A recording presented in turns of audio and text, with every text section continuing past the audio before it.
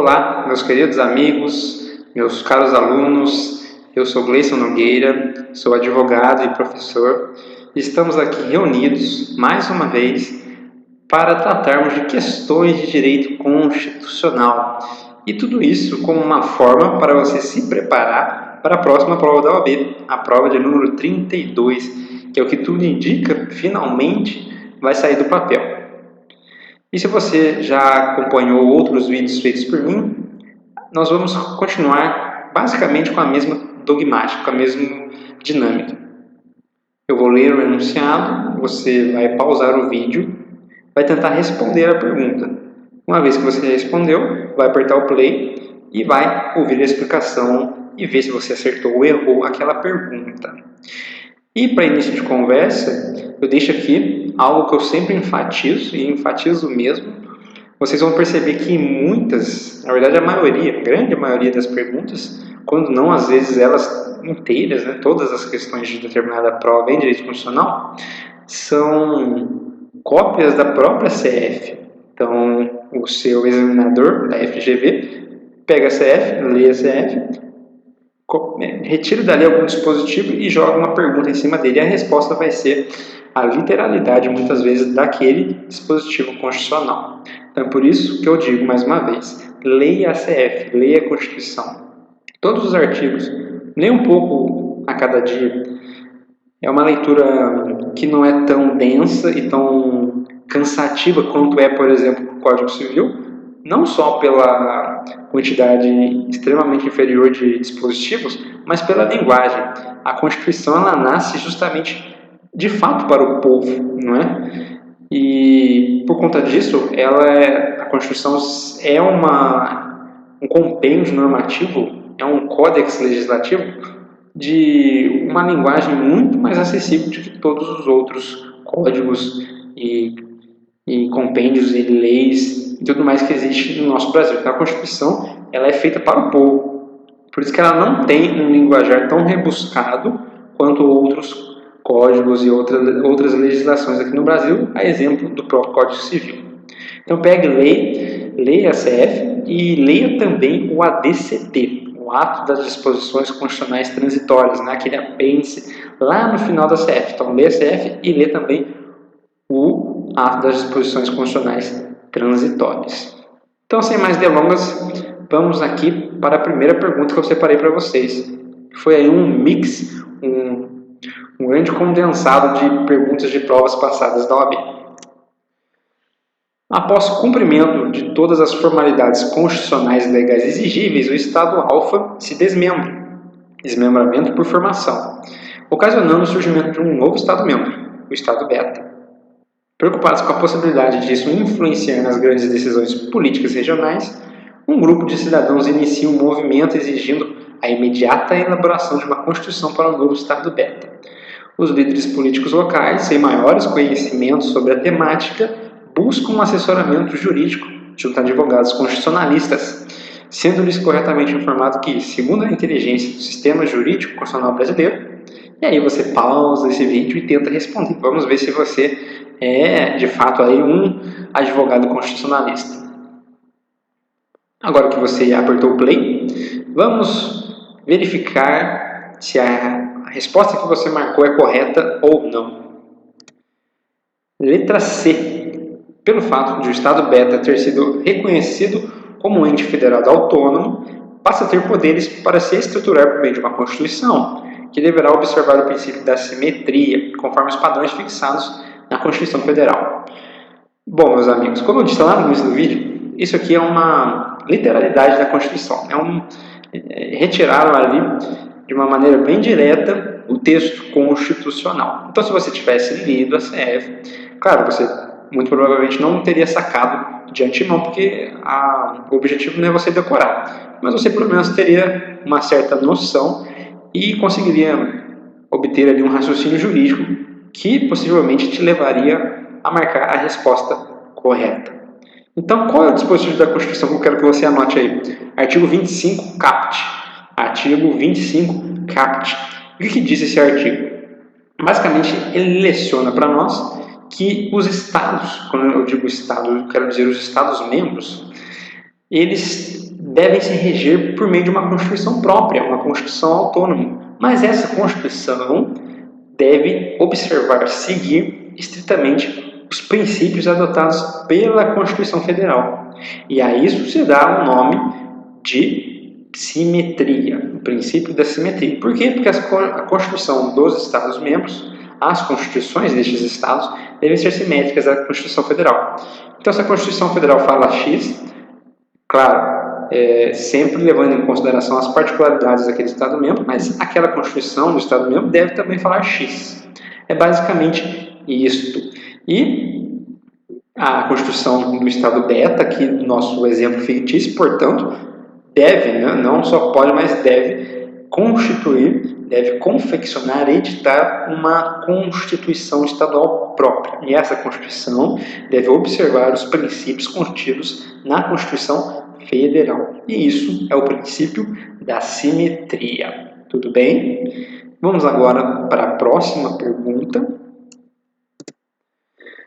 O estado Y, bastante conhecido pela exuberância de suas praias, que atrai milhares de turistas todos os anos, edita a lei estadual impedindo a pesca de peixes regionais típicos, ameaçados de extinção, e limitando o transporte marítimo de passageiros.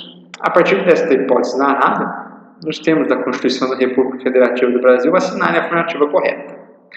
Dá uma pausa no vídeo e tenta resolver a questão.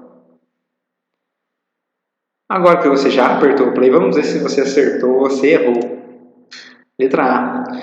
O Estado Y possui competência legislativa concorrente com a União para dispor sobre pesca, mas poderá legislar sobre transporte e navegação marítima, caso a lei complementar federal o autorize. De novo, Estado Y tem competência legislativa concorrente com a União para dispor sobre pesca, mas poderá legislar sobre transporte e navegação marítima, caso a lei complementar federal o autorize.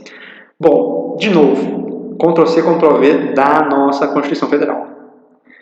E onde está essa resposta? Bom, primeiro aqui a gente tem que delimitar dois grandes assuntos.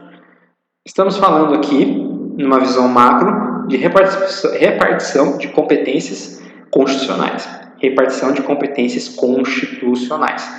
E quando você estiver deparado com este assunto, com esta divisão, você tem que se remeter automaticamente a 4 artigos. Artigo 21, artigo 22, 23 e 24 da CF. De novo, 21, 22, 23 e 24 da CF. Está tudo ali, as competências constitucionais.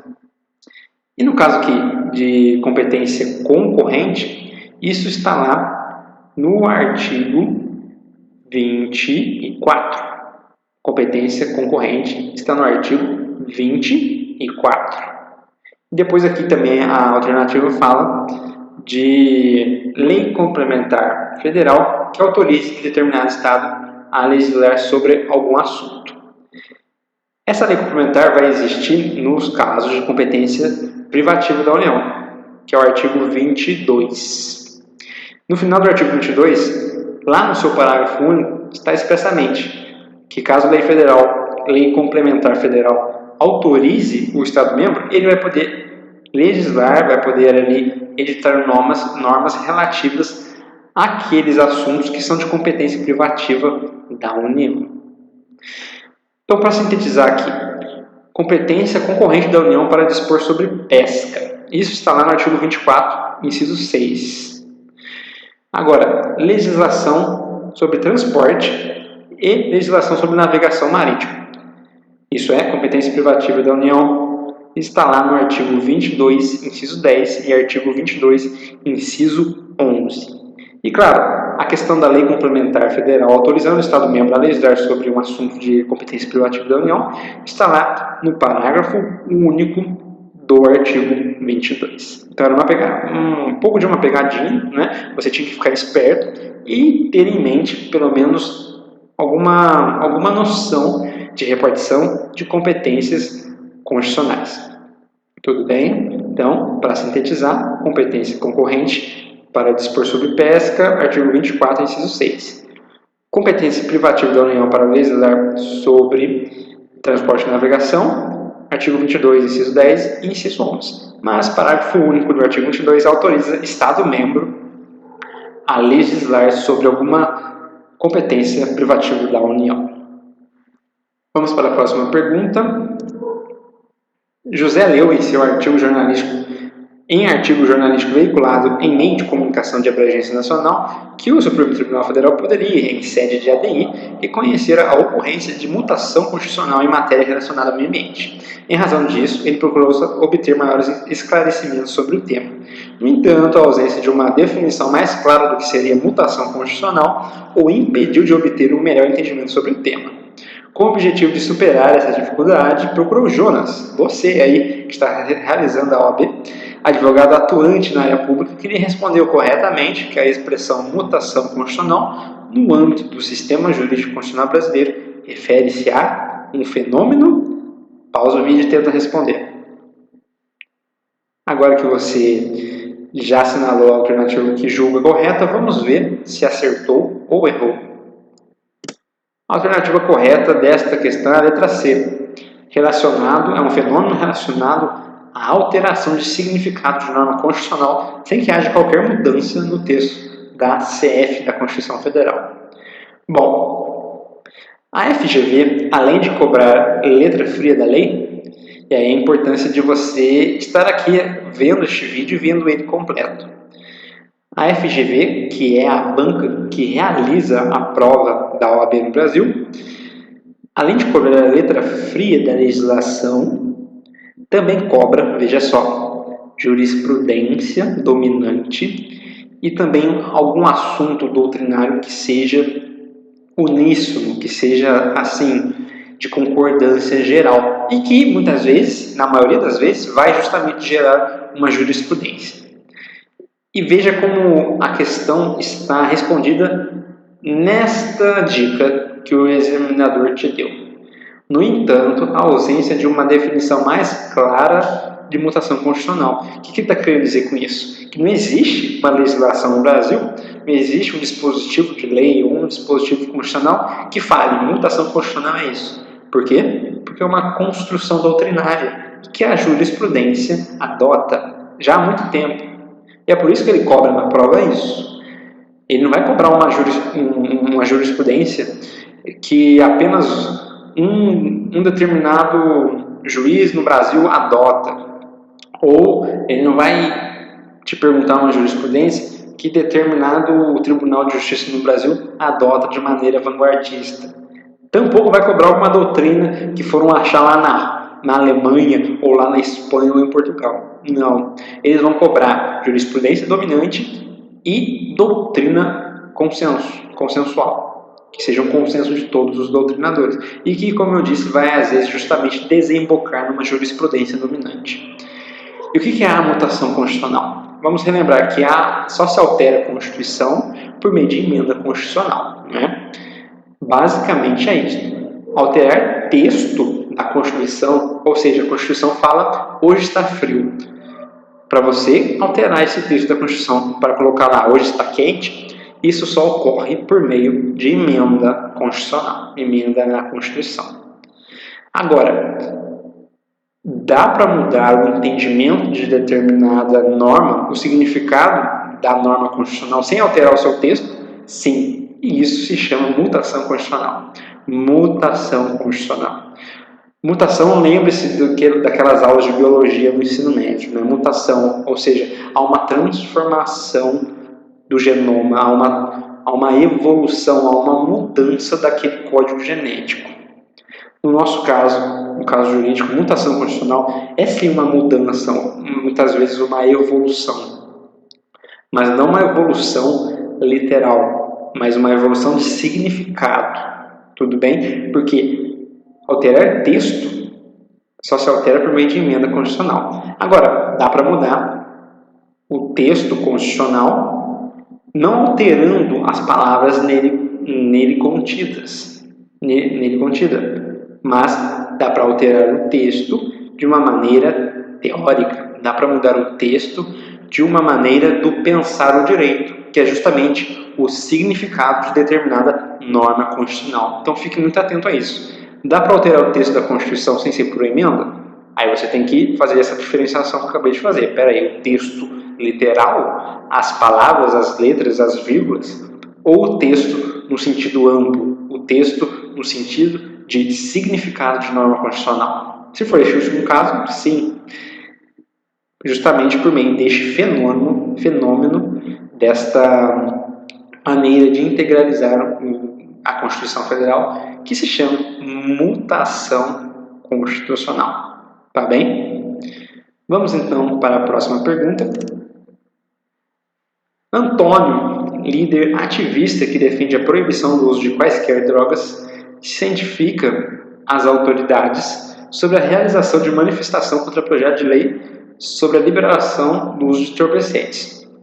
Marina, líder ativista do movimento pela liberação do uso de toda e qualquer droga, ao tomar conhecimento de tal evento, resolve então, sem solicitar autorização da autoridade competente, marcar para o mesmo dia e local manifestação favorável ao citado projeto de lei, de forma a impedir a propagação das ideias defendidas por Antônio.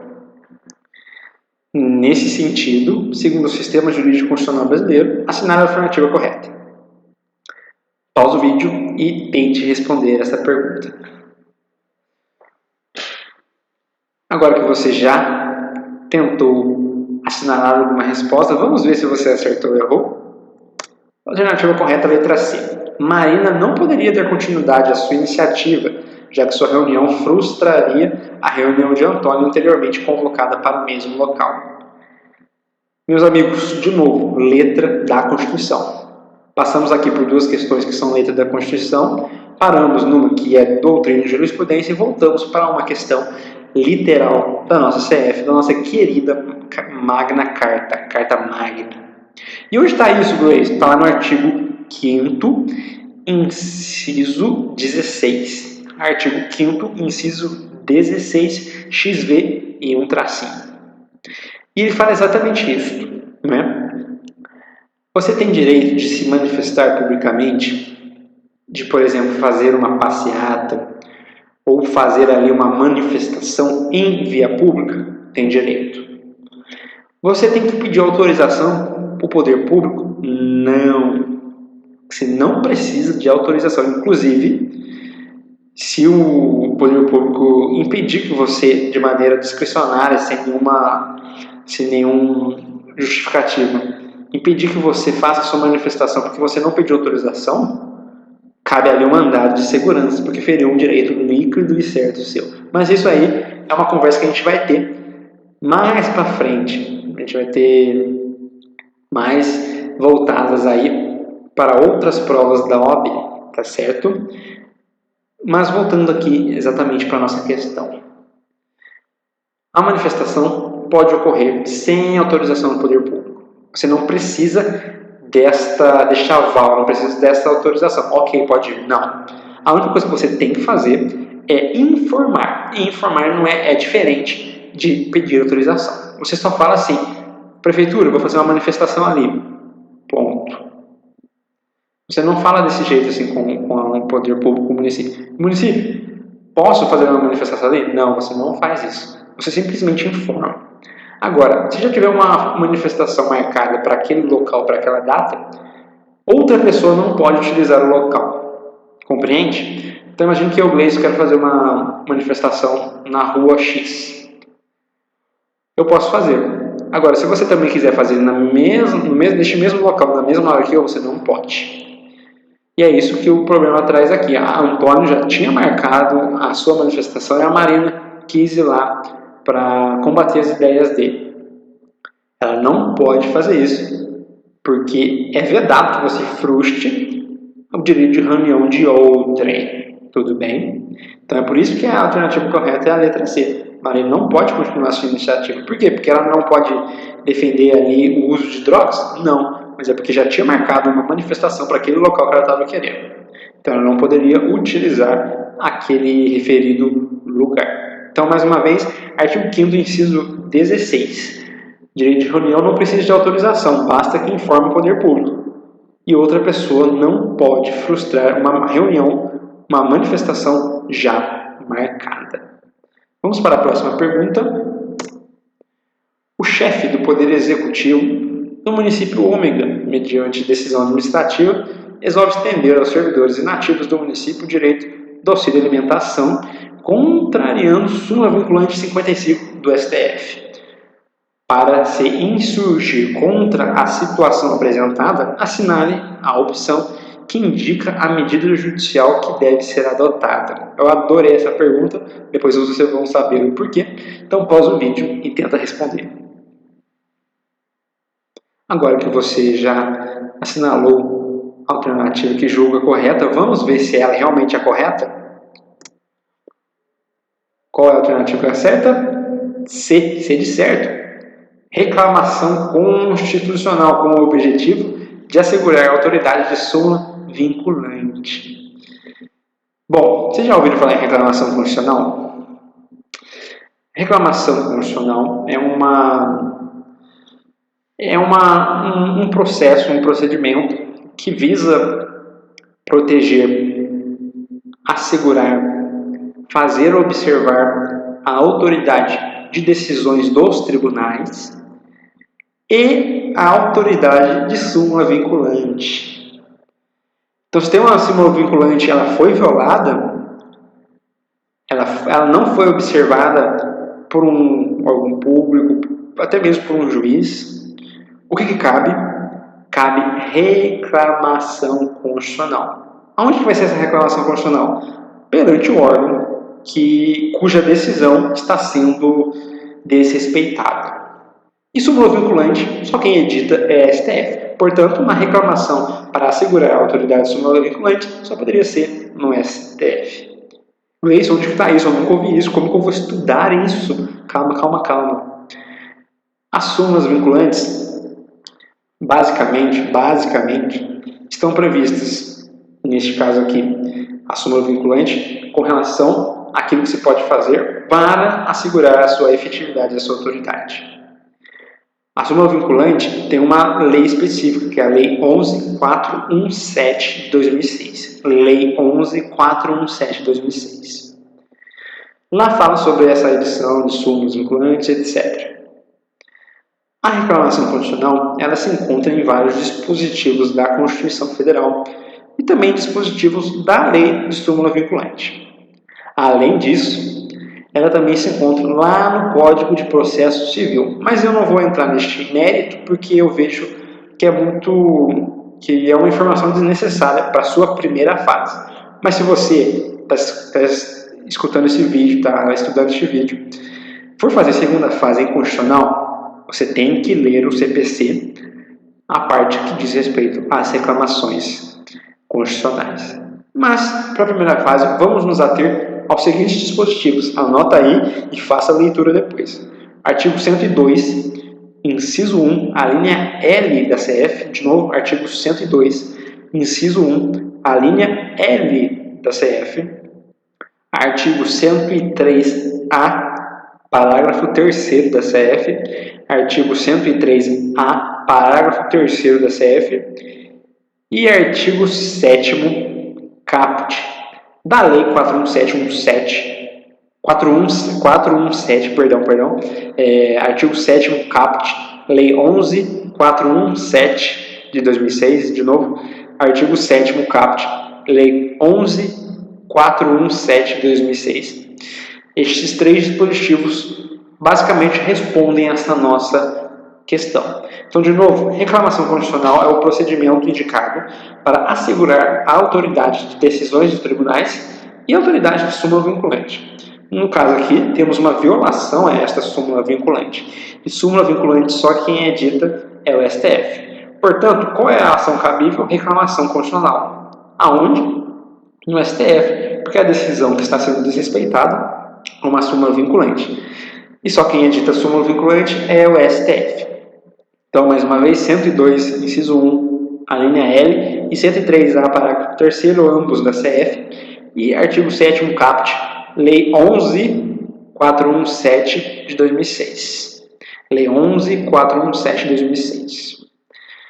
Pois bem, meus amigos, vamos chegando aqui a mais uma pergunta, e vamos ver se vocês vão acertar desta vez.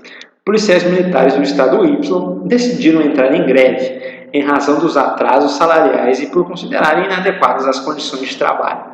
Em razão desse quadro, a Associação de Esposas e Viúvas dos Policiais Militares procura um advogado para saber da constitucionalidade dessa decisão dos policiais militares. Sobre a hipótese apresentada, assinar a afirmativa correta. Pausa o vídeo e tenta responder. Agora que você já assinalou a alternativa, vamos ver se ela está certa ou errada. A letra correta é a letra C, C de certo, C de correto. O exercício do direito de greve, sob qualquer forma ou modalidade, é-lhes vedado, pois sua atividade é essencial à segurança da sociedade, tal qual ocorre com os militares das Forças Armadas. De novo, letra da Constituição Federal, Ctrl+C, Ctrl+V. Galera da FGV estava com preguiça, foi lá na Constituição, pegou um dispositivo, jogou aqui e elaborou um enunciado. Sempre que falarem de militares, tenham em mente um artigo. Artigo 142, artigo 142 da nossa CF. Esta questão da greve está lá delimitada no parágrafo 3º, inciso 4º, deste artigo 142. Então, parágrafo 3º, inciso 4º, deste artigo 142 da CF. Os militares, em geral, não podem exercer o direito de greve. Tudo bem? Os militares, em geral, não têm direito à greve. Os policiais militares são forças auxiliares das Forças Armadas. E as polícias militares e as Forças Armadas, e juntando dentro das polícias militares os corpos de bombeiros militares, né? Basicamente, estes conglomerados todos formam aquilo que se chama de militarismo, basicamente aqui na nossa ordem constitucional vigente. E seja você um policial militar, ou seja, de força auxiliar, ou seja você um militar da aeronáutica ou da marinha, do exército, seja você um bombeiro da polícia militar, ou seja você um policial militar ambiental, estes profissionais não têm direito de greve, não pode ter greve, é ilegal. Existem inúmeras reprimendas, inúmeras ali penas que eles podem sofrer dentro de seus quartéis, tudo previsto lá no Código Penal Militar e no Código de Processo Penal Militar, bem como ali tem também outras ilegalidades de outros ramos, de outras áreas do direito. No que tange ao direito constitucional, a Constituição não expressa, não tem direito de greve, não pode ter. Então é por isso que a letra correta é a letra C. Militar, seja das forças auxiliares, polícia, bombeiro, etc. Seja militar das Forças Armadas, propriamente ditas, exército, aeronáutica, marinha, nenhuma dessas pessoas tem direito de greve. E se quiser realizar greve, essa greve é ilegal, vai sofrer diversas penalidades dentro do direito penal militar, bem como de outras sanções administrativas. Meus queridos amigos, chegamos ao fim desta rápida aula de algumas questões que eu separei das provas passadas da OAB. Eu separei as questões cujos temas são os mais corriqueiros, cujos temas são sempre colocados ali, pelo menos 2, 3 questões em toda a prova de primeira fase da OAB, no que tange ao direito constitucional. Então nós vimos aqui competências constitucionais, acabamos de ver militares, vimos também ali reclamação, vimos direitos fundamentais, o direito de reunião, manifestação. Então veja que tem sempre uma constância, e eu peço para que você assista às aulas no canal do professor Bruno de questões dos 3 últimos exames da OAB.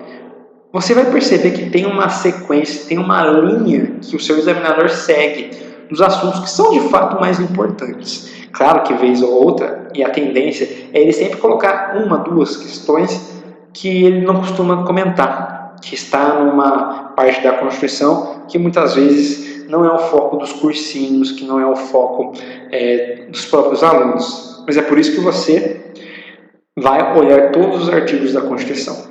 Na minha prova da OAB, eu fiz a segunda fase em constitucional. Então, eu estudei coisas que jamais vão cair na primeira fase, por exemplo. Mas são coisas que, até mesmo uma parcela destes assuntos, às vezes está ali dentro de algum enunciado de uma maneira indireta. Então é por isso que eu estou tentando guiá-los para um bom estudo constitucional, para que você não se preocupe com isso na sua primeira fase e acerte todas as questões, ou pelo menos 80% delas, porque você já vai ficar bem tranquilo. Leia a ACF, leia de cabo a rabo e leia o ADCT. Leia o ADCT. E tente pegar ali alguma jurisprudência que seja dominante, né? A exemplo de mutação constitucional e coisas do tipo. Mas atente-se à letra de lei que você vai se sair muito bem na sua prova. Deixo aqui as minhas redes sociais, Instagram e Facebook, gleison.adv. Pode me seguir, pode mandar mensagem. Se você tem dúvida para a sua vida pessoal, pode mandar mensagem. Se você tem dúvida da OAB, da carreira de advogado, é só mandar uma mensagem que eu, muito alegremente, irei te responder e irei também sanar quaisquer tipos de dúvida que vocês possam ter para ir com sucesso, realizar com sucesso a sua prova da OAB Exame 32. Vou ficando por aqui, um forte abraço e até a próxima.